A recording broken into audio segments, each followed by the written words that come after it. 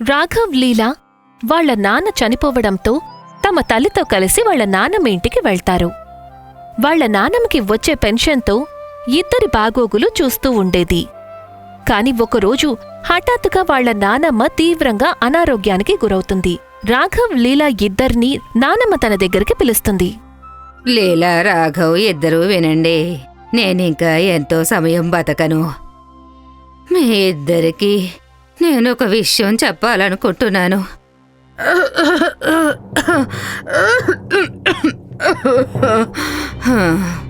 చెప్పండి నానమ్మ, మీరు మాతో ఏం చెప్పాలనుకుంటున్నారు?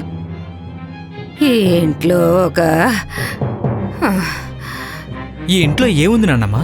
ఈ ఇంట్లో ఓ మాయా.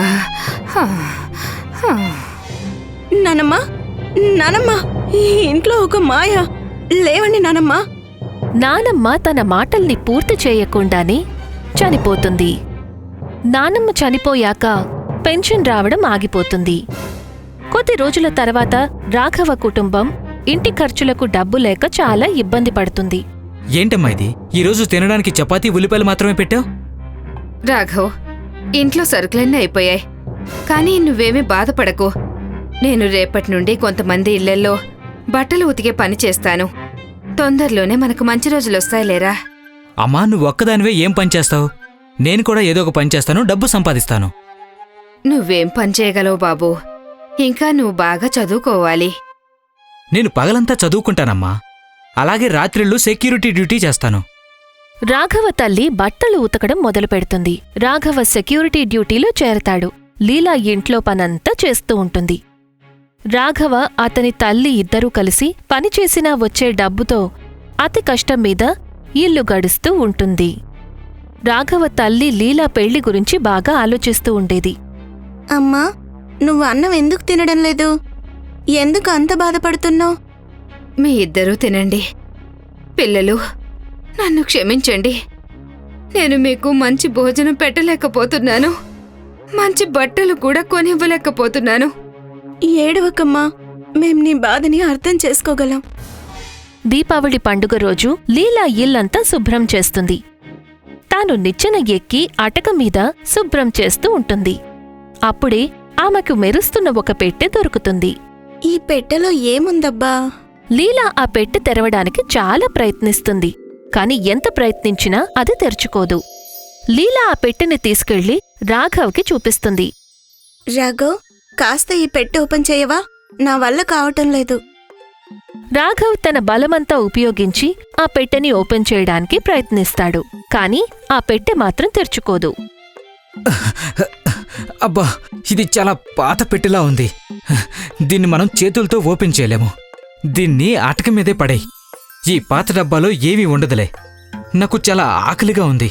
నాకు తినడానికి కిచిడీ తెచ్చిపెట్టు. హఠాత్తుగా ఆ పెట్టె తెరుచుకుని రాఘవ్తో ఇలా చెప్తుంది. తాజా తాజా కిచిడి తీసుకో. ఏంటిది? ఈ గొంతెవరిది? ఈ కిచిడీ ఎక్కడ్నించొచ్చింది?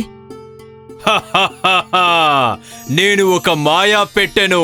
నువ్వు నన్ను రోజులో ఒకసారి తినడానికి ఏదైనా ఎంత ఎక్కువైనా అడగొచ్చు. కానీ గుర్తుంచుకో, నేను రోజులో ఒకసారి మాత్రమే తెరుచుకుంటాను. రాఘవ్, నీకు గుర్తుందా? నానమ్మ చనిపోయే ముందు మనిద్దరికీ ఈ ఇంట్లో ఉన్న ఒక మాయ వస్తువు గురించి చెప్పే ప్రయత్నం చేసింది. అవును, గుర్తుంది. బహుశా నానమ్మ ఈ మాయపెట్టి గురించే మనకి చెప్పాలనుకుని ఉంటుంది. మాయా పెట్టె దొరికినందుకు రాఘవ్, లీలా చాలా చాలా సంతోషపడతారు. ఎందుకంటే ఇక నుండి తమకి ఇష్టమైన భోజనం ప్రతిరోజూ తినటానికి దొరుకుతుంది. ఒకరోజు రాఘవ్ రాత్రంతా సెక్యూరిటీ డ్యూటీ చేసి ఇంటికి వస్తాడు. అతని మూడ్ అస్సలు బావుండదు. ఎందుకంటే రాఘవ్ని అతని యజమాని బాగా తిడతాడు. లీలా, త్వరగా భోజనం తీసుకొనిరా. లీలా, ఏమైపోయారు వీళ్ళంతా? నేను ఎప్పుడు ఇంటికొచ్చినా సరే ఇంట్లో ఎవ్వరూ ఉండరు. రాఘవ్ మాయా పెట్టి దగ్గరికి వెళ్లి భోజనం పెట్టమని అడుగుతాడు. నాకు కీర్పూరి ఇవ్వు. కాని ఆ మాయా పెట్టి తెరుచుకోదు. బహుశా ఇంతకుముందే లీలా ఈ పెట్టె నుండి భోజనం తీసుకుందేమో. రాఘవ్ కిచెన్ రూంలోకి వెళ్లి చూస్తాడు. కాని అతనికి అక్కడ కూడా తినడానికి ఏమీ దొరకదు. రాఘవ్కి కోపం ఇంకా ఎక్కువైపోతుంది. ఈ లీలా ఉందే, తను మాత్రం బాగా తిని నా కోసం ఏమీ మిగల్చలేదు. రాఘవ్ కోపంతో ఆ మాయా పెట్టెను పగలగొడతాడు. తర్వాత వెళ్లి పడుకుంటాడు. కొద్దిసేపయ్యాక లీలా ఆమె తల్లి ఇంటికి వచ్చి చూసేసరికి మాయా పెట్టి పగిలిపోయి ఉంటుంది. రాఘవ్ లే, మన మాయా పెట్ట అసలు ఎలా పగిలిపోయింది? నేనే దీన్ని పగలగొట్టాను. ఎందుకంటే నువ్వు నా గురించి ఏమీ పట్టించుకోవడం లేదు. నేను నిన్న సాయంత్రం అనగా భోజనం చేశాను. ఇప్పుడు మధ్యాహ్నం 2 గంటలవుతుంది. నువ్వేమో పెట్టెలోంచి భోజనం తీసుకొని తిన్నావు. నా కోసం కాస్తైనా మిగల్చలేదు. నేను నీకోసం భోజనం తీసి అటుక మీద పెట్టుంచాను. ఇప్పుడే వెళ్ళి తెస్తానుండు. ఇదిగో చూడు, కీర్పూరి. దీన్ని నేను అటుక మీద ఎందుకు పెట్టానంటే ఆ దొంగ పిల్లి కిచెన్ రూంలో దూరి మొత్తం భోజనం అంతా పాడు చేసిపోతుంది. నిజం తెలుసుకున్న రాఘవ్ తను చేసిన దానికి చాలా బాధపడతాడు. కాని జరగాల్సిందంతా జరిగిపోయాక ఇప్పుడు బాధపడి ప్రయోజనమేముంటుంది? అందుకే పెద్దలంటారు, కోపంలో ఉన్నప్పుడు ఏ పని చేయరాదు అని. ఒక ఊర్లో నీరజ అనే ఒక అమ్మాయి నివసిస్తూ ఉండేది. నీరజ తల్లి చనిపోయింది. ఇక తండ్రి చాలా బీదవాడు. నాన్నా, వచ్చేసావా?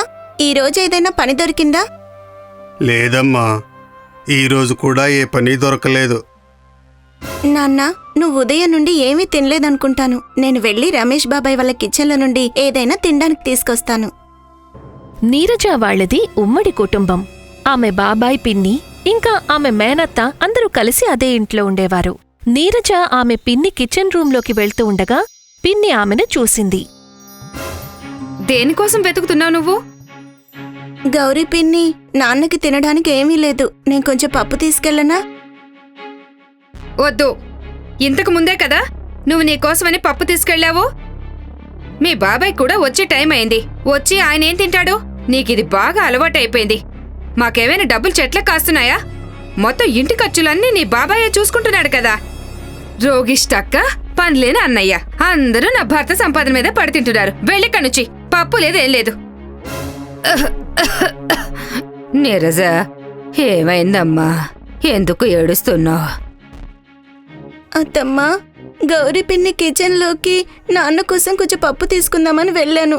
అప్పుడు పిన్ని నన్ను నాన్న మాటలు అంది. అన్నయ్య కోసం నువ్వు భోజనం తీసుకువెళ్ళు. ఇంకా నేను అన్నం తినలేదు. మీ పిన్ని ఇప్పుడే అక్కడ పెట్టెళ్ళింది. నాకు తినాలని లేదు. నువ్వు దీన్ని తీసుకెళ్ళు. మీ నాన్నకు భోజనం పెట్టమ్మా. కొద్దిసేపయ్యాక నీరజ బాబాయ్ రమేష్ ఇంటికి వస్తాడు. అతను భోజనం చేస్తూ ఉండగా గౌరీ అతనితో ఇలా అంటుంది. మీ అన్న కూతురు నన్ను ఊపిరి కూడా తీసుకొనివ్వటం లేదు. ఒకసారి పప్పు, ఒకసారి పిండి, ఒకసారి బియ్యం అన్నీ మన ఇంటి నుండే తీసుకెళ్తుంది. మీ అక్క రాధ చనిపోయాక నీరజని మీ అన్నయ్యని కూడా ఇంట్లో నుండి పంపించేయండి. మన మీద కోర్టులో కేసు వేసి ఆస్తిలో వాటా సాధించడం ఆ బీదవాళ్ల వల్ల ఏమవుతుంది? కాని రాధక్క ఎప్పుడు చచ్చిపోతుందో ఎలా చెప్పగలం? నువ్వే కదా ఆమె ఆయుష్ని పెంచుతున్నావు. తినటం, తాగడం, మందులు అన్నీ మానేస్తే ఎన్ని రోజులు బతుకుతుంది చెప్పు? గౌరీ రాధకి భోజనం పెట్టడం దాదాపు మానేస్తుంది. టైముకు తినడానికి ఇవ్వదు, తాగడానికి ఇవ్వదు. కొద్ది రోజులకే రాధ చనిపోతుంది. అత్తమ్మ కళ్ల ముందే చనిపోవడం నీరజని చాలా బాధకు గురిచేస్తుంది. తర్వాత ఒకరోజు రమేష్ నీరజ తండ్రితో ఇలా అంటాడు. చూడండి కిషన్ అన్న, మీ సామానంతా సర్దుకోండి. ఇంట్లో కొంత భాగాన్ని రెంట్కిస్తున్నాను. కానీ నేను ఎక్కడికి వెళ్తాను? నువ్వు ఎక్కడికి వెళ్తావో నాకు సంబంధం లేదు. మర్యాదగా వెళ్ళిపోతే మంచిది, లేకపోతే మెడబట్టి బయట గెంటేయాల్సుంటుంది. దాంతో నీరజ తండ్రి చాలా భయపడతాడు. తమ సామాన్లు అంతా సర్దుకుని వెళ్ళిపోతాడు. ఇవి కూడా తీసుకెళ్ళి నీరజ. ఈ బ్యాగ్లో చనిపోయిన నీ ప్రియమైన అత్తమ్మ బట్టలున్నాయి. తీసుకెళ్ళు, నీకెందుకైనా పనికొస్తాయి. ఎలాగో మీ పేదవాళ్ళకి ఇలాంటి మంచి బట్టలు వేసుకునే అవకాశం ఎప్పుడొస్తుందిలే. వెళ్ళండి, తొందరగా వెళ్ళండి. నీరజ తన తండ్రితో కలిసి ఒక ధర్మశాలలో ఆశ్రయం పొందుతుంది. నీరజ ఆమె అత్త బట్టలు ఉన్న బ్యాగ్ తెరిచి చూస్తుంది. ఆ బ్యాగ్లో నీరజకి ఒక బంగారు హారం దొరుకుతుంది. నాన్నా, దీన్ని చూసావా? బంగారు హారం. ఆ బ్యాగులో ఒక ఉత్తరం కూడా ఉంటుంది. దాంట్లో ఇలా రాసుంటుంది. ఇది సాధారణమైన హారం కాదు. ఈ హారం వేసుకున్నవారు ఇతరులకు ఏ పని చెప్పినా వాళ్ళు అది చేస్తారు. నాన్న, ఈ హారానికి మహిమలున్నా లేకున్నా హారం అయితే బంగారందే కదా. దీన్ని అమ్ముకొని మనం కొత్త ఇల్లు కొనుక్కోవచ్చు. ఈ హారాన్ని ఇప్పుడే అమ్మొద్దు. ఇది నా చెల్లెలి గుర్తుగా నా దగ్గరే ఉండనివ్వు. దీన్ని ఎక్కడైనా తాకట్టు పెట్టి ఏదైనా మంచి వ్యాపారం చేస్తాను. నీరజ తండ్రి ఆ హారాన్ని ఒకచోట తాకట్టు పెట్టి కొంత డబ్బు అప్పు చేస్తాడు. తర్వాత ఒక పెద్ద మిఠాయి దుకాణం పెడతాడు. నీరజ తన తండ్రికి అన్ని విధాలా సహాయపడుతూ ఉంటుంది. కొద్ది రోజుల్లోనే వాళ్ల వ్యాపారం బాగా పైకొస్తుంది. నీరజ తండ్రి తీసుకున్న అప్పును తీర్చేసి ఆ హారాన్ని ఇంటికి తీసుకొస్తాడు. ఒక మంచి ఇల్లు కూడా కొనుక్కుంటారు. నీరజ పిన్ని గౌరీ ఒకరోజు గుడికి వెళ్లి ఇంటికి తిరిగి వస్తూ ఉంటుంది. అప్పుడు గౌరీ నీరజ వాళ్ల మిఠాయి దుకాణం చూస్తుంది. గౌరీ చుట్టుపక్కల వాళ్లని అడిగి నీరజ వాళ్లు ఒక పెద్ద ఇల్లు కూడా కొనుక్కున్నారని తెలుసుకుంటుంది. తన భర్త రమేష్ రాత్రి ఇంటికి వచ్చాక గౌరీ అతనితో ఇలా అంటుంది. ఈ నీరజ వాళ్ళ దగ్గర ఇన్ని డబ్బులు ఎక్కడివండి? తండ్రి కూతుళ్ళిద్దరూ కలిసి ఎక్కడైనా దొంగతనం కాని చేయలేదు కదా. దీపావళి పండుగొస్తుంది కదా. పండగ రోజు మనిద్దరం స్వీట్స్ తీసుకొని వాళ్ళ ఇంటి దగ్గరికి వెళ్దాం. వాళ్ళకి అంత డబ్బు ఎక్కడ్నించొచ్చిందో ఆ రహస్యాన్ని కనుక్కుందాం. దీపావళి పండుగ రోజు గౌరీ రమేష్ కలిసి నీరజ వాళ్ల ఇంటికి వెళ్తారు. కిషన్ అన్న, దీపావళి పండుగ సందర్భంగా మీకు స్వీట్స్ తీసుకొచ్చాను. నిన్న అలా పంపించినందుకు చాలా బాధపడుతున్నాను. ఏం జరిగినా నువ్వు నా అన్నయ్యవే కదా. నీరజ ఆమె తండ్రి కిషన్ జరిగిన పాత విషయాలన్నీ మర్చిపోయి గౌరీ రమేష్ల పట్ల ఎంతో ప్రేమను చూపిస్తారు. వెళ్తున్నామని చెప్పి గౌరీ రమేష్లు నీరజ ఇంటి వెనకాల దాక్కుంటారు. నీరజ ఆమె తండ్రి మాటలు దొంగచాటుగా వింటూ ఉంటారు. నాన్నా, ఈరోజు మనం ఇలా ఉన్నామంటే అదంతా రాధ అత్త ఇచ్చిన ఈ హారం సహాయంతోనే. నీరజ ఆమె తండ్రి నిద్రపోగానే రమేష్ గౌరీ కలిసి ఆ హారాన్ని ఉత్తరాన్ని దొంగిలిస్తారు. ఆ హారాన్ని తీసుకుని తమ ఇంటికి వెళ్తారు. ఇది సాధారణమైన హారం కాదండి. ఈ హారం వేసుకున్న వాళ్ళు ఇతరులకు ఏ పని చెప్పినా సరే ఎదురు చెప్పకుండా చేస్తారు. వారేవా, ఇది చాలా బావుంది. ఇప్పుడు చూడండి, నేను ఈ హారం వేసుకుని ఏమేం పనులు చేస్తానో. గౌరీ ఆ హారం వేసుకుని ఊళ్ళోకి వెళ్తుంది. బాబాయ్, నీ దగ్గరున్న మొత్తం పశువులన్నీ నాకిచ్చేసేయ్. గౌరీ వేసుకున్న హారం ప్రభావంతో అతను తన పశువులన్నీ ఆమెకు ఇచ్చేస్తాడు. గౌరవ్, నువ్వు ఇంట్లో దాచుకున్న డబ్బులన్నీ కూడా తీసుకొచ్చి నాకిచ్చేసేయ్.